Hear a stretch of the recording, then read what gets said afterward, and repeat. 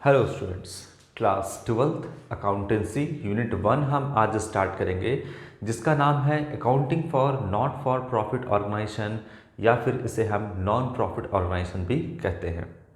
तो सबसे पहले हम नॉन प्रॉफिट ऑर्गेनाइजेशन के मीनिंग को समझेंगे। क्या मीनिंग है, क्यों हम ये चैप्टर पढ़ रहे हैं, इसकी अकाउंटिंग हम क्यों कर रहे हैं, ये तमाम चीज़ हम समझेंगे। मीनिंग के बाद इसके फीचर्स या क्या कैरेक्टरिस्टिक है इसके बारे में जानेंगे, और इसके फाइनेंशियल स्टेटमेंट में कौन कौन सा अकाउंट हम प्रिपेयर करेंगे, कौन कौन से अकाउंट हम बनाते हैं, इसके बारे में हम धीरे धीरे जानेंगे। तो सबसे पहले आपका जो नॉन प्रॉफिट ऑर्गेनाइजेशन यूनिट है, इसका थ्योरेटिकल पार्ट को हम कवर करेंगे, जिससे बहुत सारा आपका ऑब्जेक्टिव क्वेश्चन सामने निकल के आएगा, उसे भी सॉल्व करेंगे। और पढ़ते पढ़ते सारा ऑब्जेक्टिव क्वेश्चन भी यहाँ पे सॉल्व हो जाएगा, जो आपके एग्जामिनेशन में पूछा जाता है।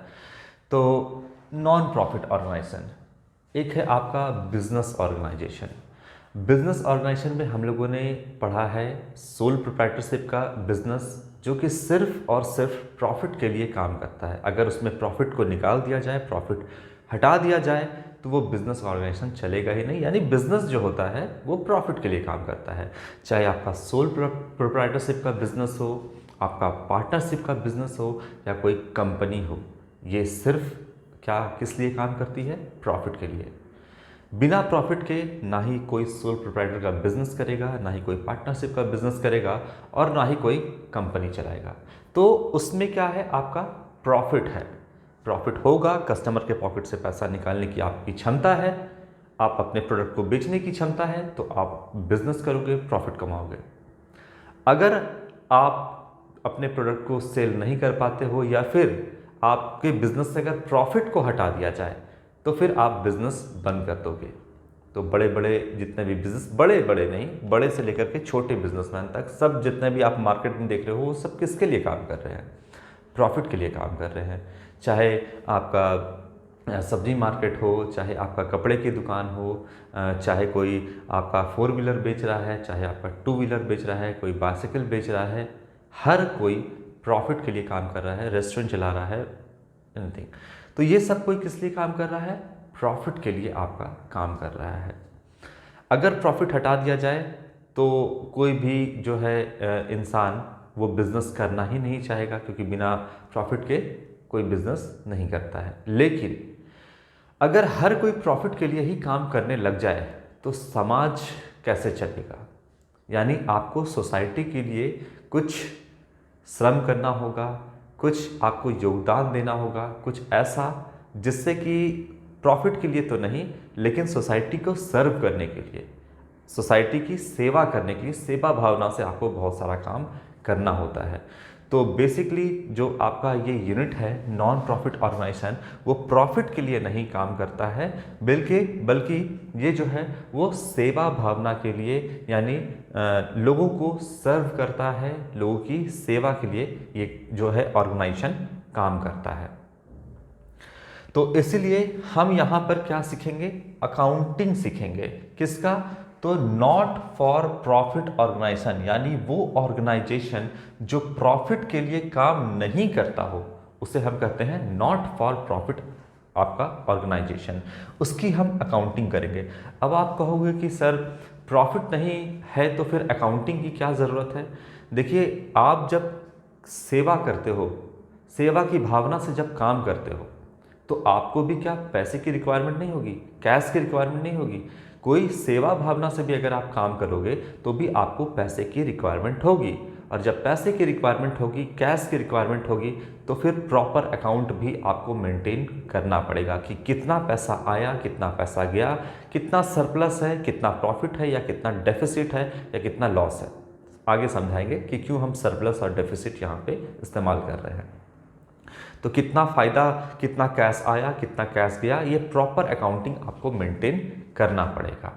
ठीक है? तो इसीलिए हम यहाँ पर नॉन प्रॉफिट ऑर्गेनाइजेशन, यानी वो ऑर्गेनाइजेशन जो प्रॉफिट के लिए काम नहीं कर रहा है, यानी लोगों को सर्व करने के लिए सेवा भावना से जो काम कर रहा है, उसकी भी अकाउंटिंग हम यहाँ पर करेंगे। क्लियर है? अब यहाँ पर जो हम अकाउंटिंग करेंगे, उसमें कौन कौन सा अकाउंट प्रिपेयर करेंगे, ये तमाम चीज़ें हम जानेंगे। फिलहाल आपके हम मीनिंग से स्टार्ट करते हैं कि क्या मीनिंग है आपका नॉन प्रॉफिट ऑर्गेनाइजेशन या नॉट फॉर प्रॉफिट ऑर्गेनाइजेशन का। चलिए, एग्जामिनेशन में कभी कभी आपका डेफिनेशन लिखने आ जाता है या फिर फीचर्स आ जाएगा लिखने के लिए, या कौन कौन सा फाइनेंशियल स्टेटमेंट में हम जो इंक्लूड करते हैं, कौन कौन सा अकाउंट प्रिपेयर करते हैं हम नॉन प्रॉफिट ऑर्गेनाइजेशन में, ये तमाम चीज़ आपको कभी कभी पूछ देता है, इसलिए आप इसको तरीके से जानो। देखिए, क्या मीनिंग है आपका नॉन प्रॉफिट ऑर्गेनाइजेशन का। There are certain organisations which are formed, जो कि बनाया जाता है नॉट टू अर्न प्रॉफिट, बनाया तो जाता है लेकिन प्रॉफिट अर्न करने के लिए नहीं। तो किसके लिए बनाया जाता है, बट टू रेंडर यानी देना, सर्विसेज टू इट्स मेंबर्स, अपने मेंबर को सर्विस देने के लिए, एंड टू पब्लिक, और जो पब्लिक है उनको सर्विस देने के लिए, उनकी सेवा भावना से काम करने के लिए ऑर्गेनाइजेशन बनाया जाता है। ये जो ऑर्गेनाइजेशन है वो है नॉट टू अर्न प्रॉफिट, यानी प्रॉफिट अर्न करने के लिए नहीं है, बल्कि सर्व करने के लिए, सेवा भावना से काम करने के लिए इस ऑर्गेनाइजेशन को बनाया जाता है। ठीक है, सच ऑर्गेनाइजेशंस इंक्लूड, इस ऑर्गेनाइजेशन में, इस तरीके के ऑर्गेनाइजेशन में जो कि प्रॉफिट के लिए काम नहीं करते हैं, कौन कौन से जो है आपका ऑर्गेनाइजेशन वो इंक्लूड होता है। तो सबसे पहला है आपका यहाँ पर क्लब, जैसे आपका हो गया यहाँ पर स्पोर्ट्स क्लब हो गया। अब देखिए, क्लब की हम बात करें तो अगर हम स्पोर्ट्स क्लब की बात करें, आजकल क्या हो रहा है कि आप छोटे शहर में रहते हो या बड़े शहर में रहते हो, बच्चों को खेलने के लिए उनके पास जो प्ले ग्राउंड होता था अब वो गलियों में तब्दील होते जा रहा है, और कहीं ना कहीं एक जाल बनता जा रहा है चारों तरफ बिल्डिंग का, है ना, जो मकान बन रहा है, जितने प्ले ग्राउंड है, जितने घूमने फिरने के जगह है, वो सब कुछ गलियों में तब्दील होता जा रहा है। और इतना ज़्यादा आपका जो डेवलपमेंट हो रहा है, घर बन रहा है, फैक्ट्री बन रहा है, इंडस्ट्री सेटअप हो रहा है, तो कहीं ना कहीं जो बच्चे हैं जो खेल कूद के लिए उनके पास अब जगह ही नहीं बचा है। तो उसके लिए जो है ऑर्गेनाइजेशन एक आपका बनाया जाता है, जैसे आपका क्लब में आ गया स्पोर्ट्स क्लब, तो वो सारा फैसिलिटी प्रोवाइड करते हैं बच्चों को। अगर उनको क्रिकेट में इंटरेस्ट है, बैडमिंटन में इंटरेस्ट है, किसी भी स्पोर्ट्स जो है आपका उसमें अगर इंटरेस्ट है, तो ये आपका एक ऑर्गेनाइजेशन बनाते हैं, बदले में एक मिनिमम फ़ी लेते हैं, एडमिशन फ़ी, सब्सक्रिप्शन लेते हैं, एक मिनिमम फ़ी होता है वो यहाँ पर लेते हैं, और ये ऑर्गेनाइजेशन चलता है। तो किसके लिए, प्रॉफिट के लिए नहीं, बल्कि आप आइए वहाँ पर बैडमिंटन खेलिए, क्रिकेट खेलिए, स्पोर्ट्स क्लब है आपका, अलग अलग तरह का गेम आप वहाँ पर खेल सकते हैं, जिससे कि आपका मानसिक और शारीरिक विकास हो सके, मानसिक और शारीरिक विकास जो है अवरुद्ध ना हो जाए, रुक ना जाए, इसीलिए ये सारा ऑर्गेनाइजेशन यहाँ पे काम करता है। तो प्रॉफिट के लिए नहीं, बल्कि लोगों को सर्व करने के लिए, सेवा के लिए। दूसरा है आपका यहाँ पर हॉस्पिटल है। अब जो भी हॉस्पिटल है वो किस लिए काम कर रहा है, लोगों की सेवा के लिए ही तो काम कर रहा है, प्रॉफिट के लिए काम नहीं कर रहा है। अगर चाहे आपका करोड़पति हो या फिर वो लोग जो बहुत पुअर हैं, बहुत गरीब हैं, वो लोग भी हॉस्पिटल जाते हैं, उनको भी फ्री में दवाइयाँ मिल जाती है, फ्री में इलाज मिल जाता है। तो हॉस्पिटल जब जाते हो तो बड़ा छोटा वहाँ पर देखा नहीं जाता है, बल्कि आपको देखा जाता है कि आप मरीज हो, आप आइए और आपका हम सर्व करेंगे, आपकी हम सेवा करेंगे, आपकी जो बीमारी है उसको हम ठीक करेंगे। तो जो हॉस्पिटल बनाने का पर्पस है, जो हॉस्पिटल का पर्पस है, वो लोगों की सेवा करने का पर्पस है, इसलिए ये भी जो है वो नॉन प्रॉफिट ऑर्गेनाइजेशन या नॉट फॉर प्रॉफिट ऑर्गेनाइजेशन के अंदर आता है। लेकिन देखिए, हॉस्पिटल में अब मरीज आ रहे हैं, दवाइयों का खर्चा है, इलाज का खर्चा है, तमाम चीज़ें इसमें खर्च है, तो ये भी आपका प्रॉपर अकाउंटिंग मेंटेन करना होगा। इसीलिए हम यहाँ पर accounting for not for profit organisation पढ़ रहे हैं, हमको सब चीज़ का अकाउंट्स यहाँ पे मेंटेन करना है। तो क्लब हो गया, आपका हॉस्पिटल हो गया, सेवा की भावना से यहाँ पे काम करता है हॉस्पिटल। इसके बाद हो गया आपका लाइब्रेरी की बात करें। देखिए, बहुत सारे बच्चे हैं जो घर पे उनका ऐसा माहौल नहीं होता है कि वो पढ़ सके, मेरे कांटेक्ट में भी कुछ स्टूडेंट हैं जो बोलते हैं घर पे पढ़ाई नहीं होता है, बहुत हल्ला होता है, या बहुत सारे बुक्स अवेलेबल नहीं हैं हमारे पास। तो आप क्या कर सकते हैं कि आप लाइब्रेरी ज्वाइन कर सकते हैं। आपके लिए लाइब्रेरी में एक कंफर्टेबल माहौल होता है बैठ के पढ़ने के लिए, आपसे एक मिनिमम फ़ी लिया जाता है, लेकिन बदले में आप वहाँ पे न्यूज़पेपर पढ़ सकते हैं, अलग अलग टाइप का वहाँ पर बुक हो सकता है, आप वहाँ पे सारे बुक्स को लेकर के पढ़ सकते हैं। अब आपके लिए ये पॉसिबल नहीं है कि सारे बुक्स को आप परचेस कर लो, जो आपके इंटरेस्ट की बुक है वो सारे बुक्स को आप परचेस कर लो, बहुत कॉस्टली भी होता है। तो लाइब्रेरी एक ऐसा जगह है जहाँ पर आप सेल्फ स्टडी कर सकते हो बैठ करके, आराम से कंफर्टेबल हो करके। और क्या कर सकते हो, आप अलग अलग टाइप का वहाँ बुक्स हो सकता है, तो वो बुक्स को आप पढ़ सकते हो, चाहो तो उसे आप घर भी लेकर के जा सकते हो कुछ समय के लिए। तो ये सब जो है फैसिलिटी प्रोवाइड करता है आपको क्या, लाइब्रेरी। अब इतना फैसिलिटी प्रोवाइड कर रहा है, बदले में आपसे एक मिनिमम फ़ी लेता है। बताइए लाइब्रेरी चलेगा कैसे, तो एक फ़ी तो आपसे मिनिमम बनता है लेना। तो यहाँ पर लाइब्रेरी भी क्यों चल रहा है, क्या प्रॉफिट कमाने के लिए? नहीं, बल्कि लोगों की सेवा करने के लिए, सर्व करने के लिए, उनको सेवा भावना से यहाँ पे काम किया जाता है, प्रॉफिट कमाने के लिए नहीं किया जाता है। इसके बाद जितने भी स्कूल, कॉलेज, यूनिवर्सिटी की अगर हम बात करें, तो ये सब भी जो है वो सोसाइटी को, सोसाइटी के जो मेंबर है, जो सोसाइटी के लोग हैं, उनको सर्व किया जाता है। जितने भी कॉलेज, यूनिवर्सिटी, स्कूल हैं, वो क्या कर रहे हैं, एक मिनिमम फ़ी लेते हैं आपसे और बदले में आपको जो है वो एजुकेशन देते हैं, आपकी पढ़ाई लिखाई का सारा ज़िम्मा उठाते हैं। तो एक तरीके से जो आपका एजुकेशनल इंस्टीट्यूशन है वो लोगों को सर्व करने का काम करता है, प्रॉफिट के लिए नहीं, लेकिन सेवा भावना के लिए, है ना। तो अच्छी अच्छी बातें हम यहाँ पर सीखेंगे, बाकी बुरी बातें अभी छोड़ देंगे। इसके बाद है रिलीजियस इंस्टीट्यूशन है, मंदिर, मस्जिद, गुरुद्वारा है। तो ये सब भी आप क्या करते हो कि जो वहाँ पंडित बैठे हैं या आप वहाँ पर जाते हो किस पर्पस के लिए, तो कुछ प्रॉफिट कमाने के लिए ऐसा करके जाते हो आप? नहीं। तो वहाँ पर आप जाते हो मन की शांति के लिए, पूजा करने के लिए, बदले में भंडारा वगैरह भी वहाँ कभी कभी लगता है, या प्रसाद जो वितरण होता है उसमें। तो क्या वो पैसे के लिए काम कर रहे हैं? क्या मंदिर, मस्जिद, गुरुद्वारा में जो भी आपका जो लंगर वगैरह लगता है, क्या वो पैसे लेकर के आपसे ये सब करते हैं?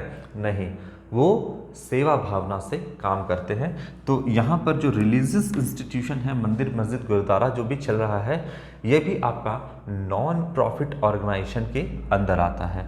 फिर आपका बहुत सारा चैरिटेबल इंस्टीट्यूशन है जो चैरिटी के लिए काम करते हैं, जैसे अनाथ आश्रम हो गया, वृद्धाश्रम हो गया। जो लोग अपने बूढ़े माँ बाप को छोड़ देते हैं, तो उनको कौन सर्व करेगा? क्या उनको सड़क पे छोड़ दिया जाएगा, या फिर उनको एक ऐसा जगह दिया जाएगा जहाँ पर वो रह सकें, अपने जो बची हुई ज़िंदगी है उनको हंसी खुशी से बिता सकें, उनकी दवाइयों का खर्चा, उनके कपड़े का खर्चा, उनके रहने का खर्चा, उनके खाने पीने का खर्चा कोई ना कोई तो उठाएगा।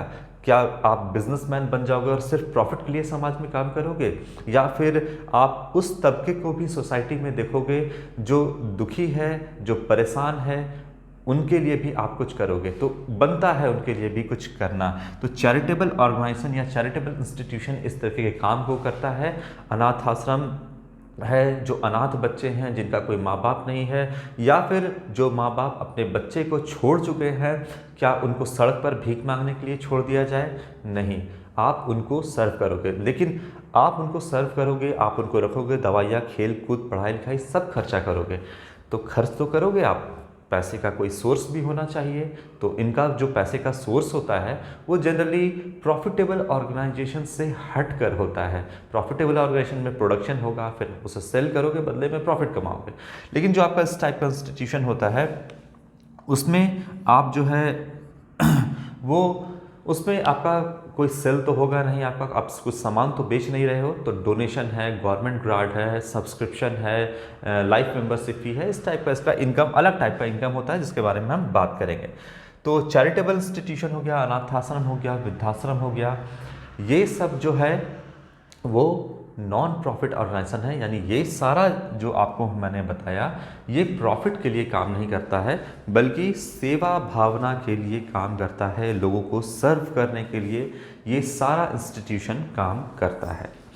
चलिए, तो एक बार हम आपको और इसका कौन कौन सा इंस्टीट्यूशन इसके अंदर आता है उसके बारे में हम थोड़ा बताते हैं। तो एजुकेशनल इंस्टीट्यूशन की बात करें तो स्कूल, कॉलेज, यूनिवर्सिटी, ये सब कुछ आपका जो है वो NPO यानी नॉन प्रॉफिट ऑर्गेनाइजेशन के आता है अंतर्गत आता है।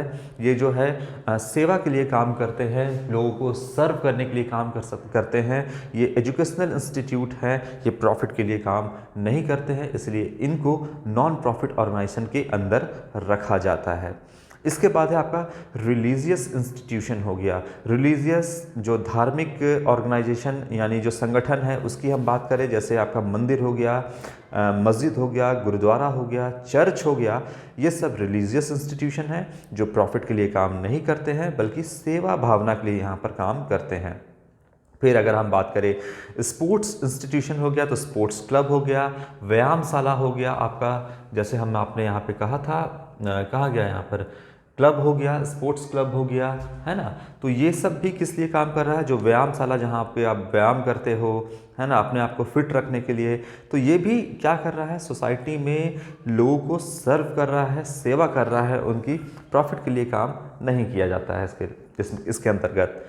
अगर हम सोशल इंस्टीट्यूशन की बात करें तो हॉस्पिटल हो गया, लाइब्रेरी हो गया, ये सब कुछ आपको सर्व कर रहा है, प्रॉफिट के लिए काम नहीं कर रहा है। चैरिटेबल ट्रस्ट हो गया, नर्सिंग होम है, तो ये सब कुछ जो है आपका नॉन प्रॉफिट ऑर्गेनाइजेशन के अंदर आएगा। फिर आपका रिक्रिएशन एंड कल्चरल ऑर्गेनाइजेशन हो गया, जैसे रिक्रिएशन क्लब हो गया, कल्चरल सोसाइटी हो गया, ये सब कुछ आपका नॉन प्रॉफिट ऑर्गेनाइजेशन के अंदर आता है। फिर अगर हम बात करें आपका प्रोफेशनल इंस्टीट्यूशन या फिर प्रोफेशनल बॉडी की बात करें तो जैसे आपका चैम्बर ऑफ कॉमर्स है, ये भी नॉन प्रॉफिट ऑर्गेनाइजेशन के अंदर आता है। जैसे आपका ट्रेड यूनियन है, मेडिकल काउंसिल ऑफ इंडिया है, बार काउंसिल ऑफ इंडिया है, institute of chartered accountant of India है, ये सब कुछ आपका नॉन प्रॉफिट ऑर्गेनाइजेशन के अंदर आता है। इसके बाद अगर हम पर्सन की बात करें, प्रोफेशनल पर्सन की बात करें तो डॉक्टर है।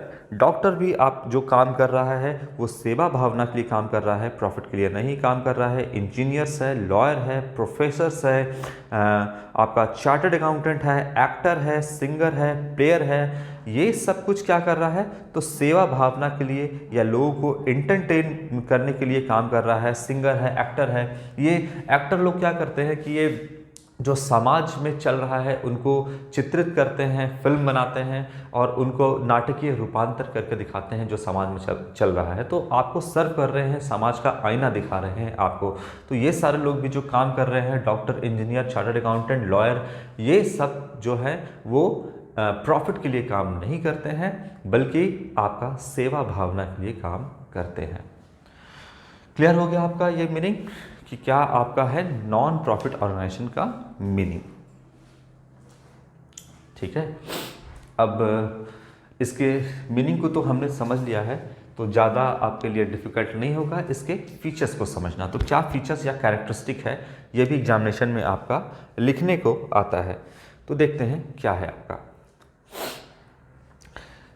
Main aim is service.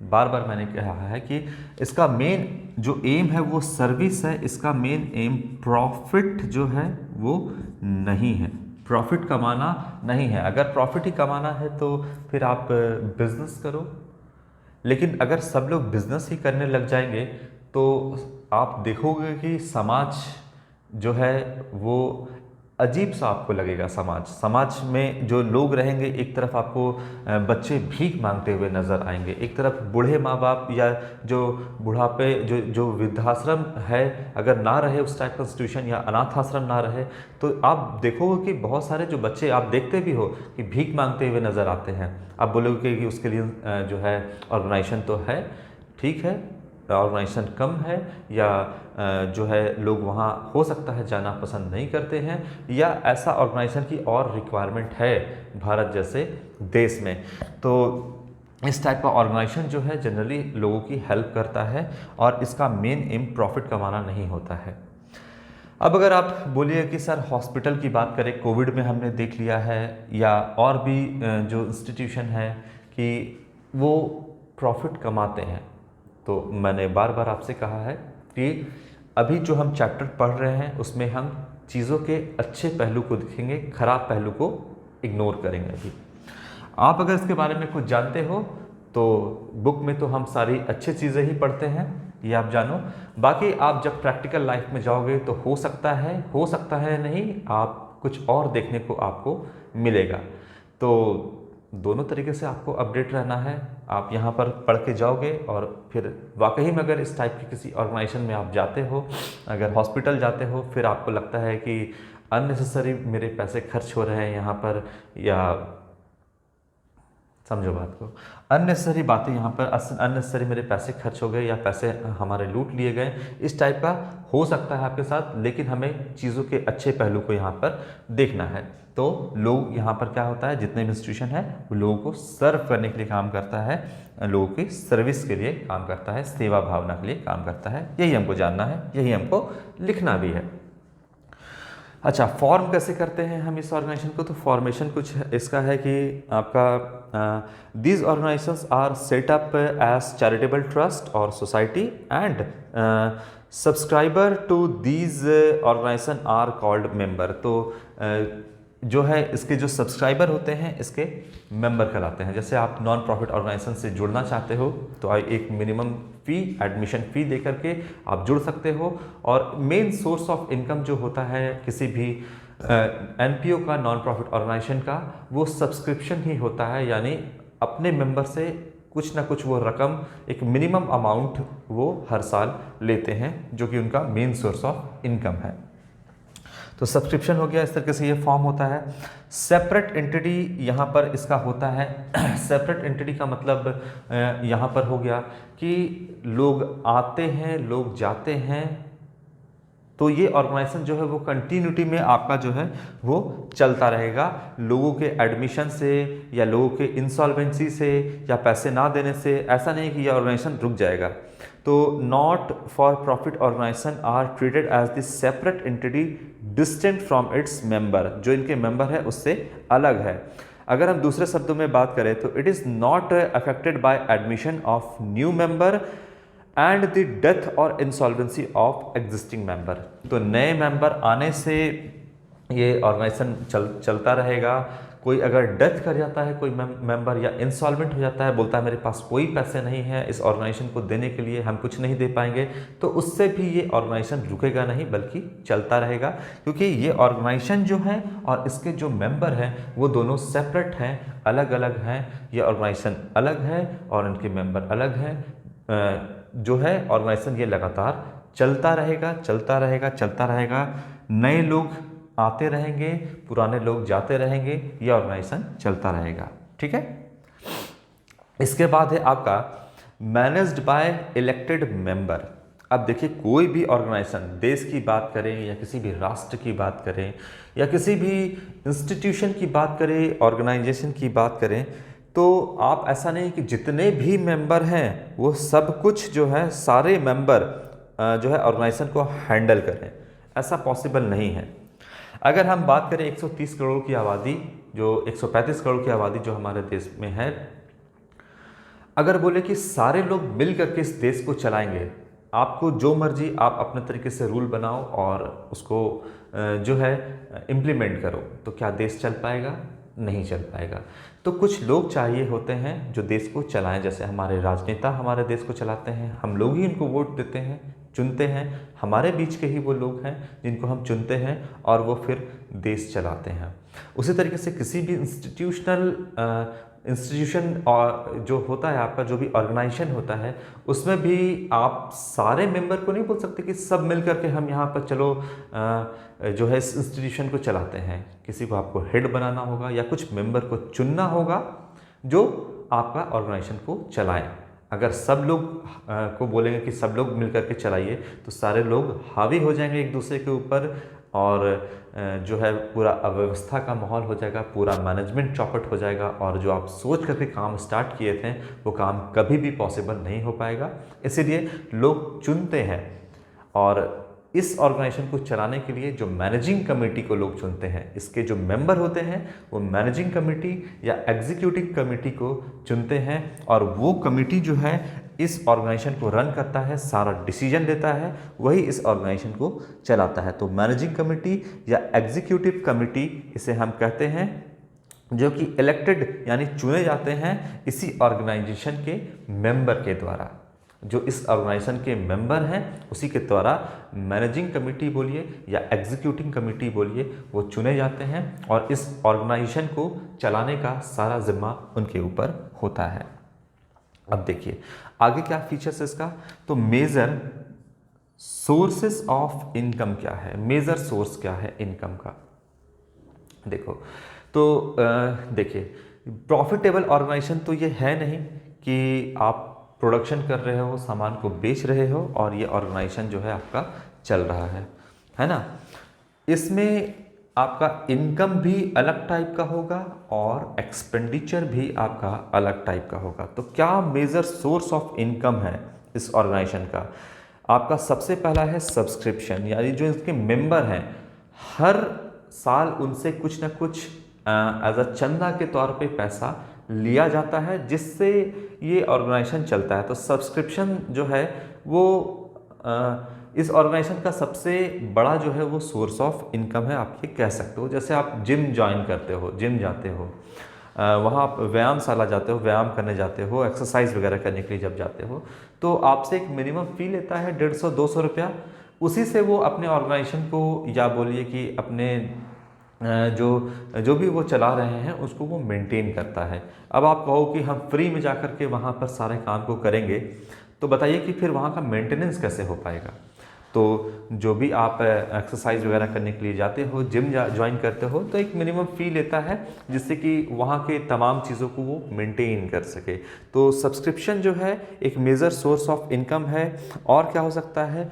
तो और हो सकता है आपका डोनेशन हो सकता है, लोग डोनेट करते हैं। जैसे मंदिर, मस्जिद, गुरुद्वारा है, जब मंदिर का निर्माण होता है तो लोग आपके पास, आपके घर पे दरवाज़ा खटखटा करके आते हैं और बोलते हैं कि कुछ मंदिर बन रहा है, कुछ सहयोग राशि दें आप इसमें। तो डोनेशन भी इसका एक मेन सोर्स ऑफ इनकम है। लोग डोनेट करते हैं और उस डोनेशन के पैसे से ये सारा ऑर्गेनाइजेशन जो चलता है। तो डोनेशन भी जो है ये आपका एक मेन सोर्स ऑफ इनकम है। इसके बाद गवर्नमेंट ग्रांट भी हो गया, गवर्नमेंट ग्रांट हो गया, सरकार की तरफ से भी सहायता राशि दी जाती है। बहुत तरीके का सहायता इस टाइप के ऑर्गेनाइजेशन को चलाने के लिए सरकार भी मदद करती है। तो गवर्नमेंट ग्रांट भी आपका जो है एक मेजर सोर्स ऑफ इनकम है इस तरह के ऑर्गेनाइजेशन को चलाने के लिए। फिर इनकम फ्रॉम इन्वेस्टमेंट, जो पैसा है उसको कहीं ये इन्वेस्ट कर देते हैं, वो भी एक आपका मेन सोर्स ऑफ इनकम है इस टाइप के ऑर्गेनाइजेशन को चलाने के लिए। एडमिशन हो गया, लाइफ मेंबरशिप फी हो गया, तो बहुत सारा इनका अलग अलग टाइप का सोर्स ऑफ इनकम है ना। ठीक है, तो ये सब इनका मेन सोर्स ऑफ इनकम है आपका। इसके बाद हो गया आपका surplus not distributed among its member. अब इसमें जो मेंबर हैं, सरप्लस का मतलब क्या? अगर हम प्रॉफिटेबल ऑर्गेनाइजेशन की बात करें तो प्रॉफिटेबल ऑर्गेनाइजेशन में हम प्रॉफिट बोलते हैं। जो excess of income over expenditure को हम प्रॉफिट कहते हैं। यहाँ पर हम excess of income over expenditure को प्रॉफिट नहीं कहेंगे, क्योंकि अगर हम प्रॉफिट वर्ड का यहाँ पर इस्तेमाल करेंगे तो इससे लगेगा कि ये ऑर्गेनाइजेशन प्रॉफिट के लिए काम कर रहा है, जबकि ये ऑर्गेनाइजेशन नॉट फॉर प्रॉफिट या नॉन प्रॉफिट ऑर्गेनाइजेशन है। इसीलिए हम वर्ड को चेंज कर देंगे। जो पैसा बचेगा, बचता है प्रॉफिटेबल ऑर्गेनाइजेशन की बात करें, सोल प्रोप्राइटरशिप, बिजनेस पार्टनरशिप या कंपनी की, तो उसमें हम प्रॉफिट का इस्तेमाल करते हैं। इसमें भी तो कुछ पैसा बचेगा या बच सकता है, तो हम प्रॉफिट बोलेंगे तो बोलिएगा आप प्रॉफिट के लिए काम कर रहे हैं, इसलिए प्रॉफिट वर्ड को हटा दीजिए और प्रॉफिट की जगह क्या इस्तेमाल करिए सरप्लस। सरप्लस का मतलब excess of income over expenditure, यानी इनकम ज़्यादा है, एक्सपेंडिचर कम है, जो पैसा बचा उसको आप प्रॉफिट यहाँ पे ना बोल करके सरप्लस बोलिए। तो जो सरप्लस है उसको not distributed among its member. जैसे पार्टनरशिप की बात करें तो अपने मेंबर के बीच में बांट दिया जाता है सरप्लस पैसे को। कंपनी की बात करें तो डिविडेंड के तौर पे इक्विटी शेयर होल्डर और प्रेफरेंस शेयर होल्डर को जो है प्रॉफिट डिस्ट्रीब्यूट किया जाता है। सोल प्रोप्राइटर की बात करें, जितना प्रॉफिट है वो खुद रखता है, लेकिन यहाँ पर जो प्रॉफिट होगा वो प्रॉफिट मेंबर के बीच में, अपने मेंबर के बीच में डिस्ट्रीब्यूट नहीं किया जाएगा। बात समझिए, यहाँ पर डिस्ट्रीब्यूट नहीं किया जाएगा बल्कि उसको कैपिटल फंड में ऐड कर दिया जाएगा। बताएंगे हम यहाँ पर हम कैपिटल वर्ड का भी इस्तेमाल नहीं कर सकते हैं यहाँ पर, क्योंकि ये किसी पर्टिकुलर इंसान का कैपिटल नहीं है, तो कैपिटल फंड बोलेंगे। और प्रॉफिट को प्रॉफिट नहीं बोलेंगे, सरप्लस बोलेंगे। तो प्रॉफिट को हम डिस्ट्रीब्यूट नहीं करते हैं किसी के बीच में। यहाँ पर अकाउंट्स क्या है, तो प्रॉपर अकाउंट्स यहाँ पर मेंटेन करना ज़रूरी है। देखिए, these organization also have to maintain proper accounts to meet the legal requirement and to exercise proper control over utilization of fund। देखिए, लीगल रिक्वायरमेंट भी है, अकाउंट्स यहाँ पे प्रिपेयर करना पड़ेगा। पैसा कहाँ आ रहा है, कहाँ जा रहा है, अपनी मर्जी से अगर आप काम करना स्टार्ट कर दोगे बिना अकाउंटिंग मेंटेन किए, तो देखिए इंसान की नीयत होती है खराब।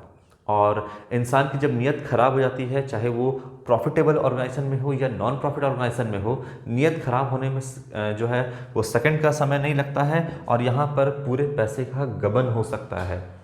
आप दिखा रहे हो कि हम प्रॉफिटेबल नॉन प्रॉफिट ऑर्गेनाइजेशन चला रहे हैं, लेकिन आप एक तरीके से लोगों को सर्व करने की जगह जो फंड इकट्ठा हो रहा है, जो डोनेशन आ रहा है, सब्सक्रिप्शन आ रहा है, जो लाइफ मेंबरशिप फी आ रहा है, जो आप इन्वेस्टमेंट से पैसे कमा रहे हैं, वो सबका आप मिसयूज़ कर सकते हैं, अपने फ़ायदे के लिए इस्तेमाल कर सकते हैं। इसलिए प्रॉपर अकाउंट यहाँ पर आपको मेंटेन करना ही होगा, ये लीगल रिक्वायरमेंट है आपका। ठीक है, तो आज हम लोगों ने इस वीडियो में बात कर लिया है मीनिंग का और फीचर्स का। नेक्स्ट में हम कौन कौन सा फाइनेंशियल स्टेटमेंट में कौन कौन सा अकाउंट प्रिपेयर करेंगे, नेक्स्ट वीडियो में इसकी हम चर्चा करेंगे। आज के लिए इतना ही। Thank you very much.